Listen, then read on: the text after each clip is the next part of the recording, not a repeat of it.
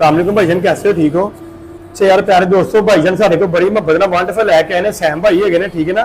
ਇਹ 125 2002 ਮਾਡਲ ਹੈਗਾ ਜੇ। ਇਹ ਤੁਸੀਂ ਨੰਬਰ ਵੀ ਭਾਈਜਾਨ ਚੈੱਕ ਕਰ ਸਕਦੇ ਹੋ, ਠੀਕ ਹੈ। ਇਹ ਟੈਂਗੀ ਟੱਪ ਤੇ ਨਹੀਂ ਭਾਈਜਾਨ ਜਾਣਾ। 125 ਨੂੰ ਭਾਈਜਾਨ ਇੰਜਨ ਦਾ ਕੰਮ ਕਰਕੇ ਭਾਈਜਾਨ ਨੇ ਦਿੱਤਾ ਤੇ ਭਾਈਜਾਨ ਅੱਜ ਸਾਡੇ ਕੋਲ ਨਾ ਟੈਬਰ ਵਗੈਰਾ ਤਿਆਰ ਕਰਵਾਉਣਾ ਸੀ ਆਏ ਸੀ। ਅਸੀਂ ਇਹਨਾਂ ਨੂੰ ਦੱਸਿਆ ਸੀ ਕਿ ਯਾਰ ਹਫਤੇ ਬਾਅਦ ਇਹਨਾਂ ਚੈਕਿੰਗ ਕਰਵਾਉਣੀ, ਇਹਦਾ ਆਇਲ ਵਗੈਰਾ ਚੇਂਜ ਕਰਾਂਗੇ, ਠੀਕ ਹੈ। जरा बहुत ही दसो जरा वंडो चलाया था नहीं है, बड़ा मजा आया काम कराया इन्हां को। पीछे छे दरबार सामने दुकान इन्हां दी, बड़ा बेहतरीन काम करदे ने। तुसीं भी एकदम मौका कढ के इत्थे आओ, तुहाडा बेहतरीन काम करन दा तुहानू मजा आएगा। और प्लाइड फोर होंडे दे नाल ना छड्डिया जी, ठीक है। बाहर है कोई आर्टिशन नहीं जेगी। हुण लास्ट च तुहानू साउंड भी ना चेक करवाने आ।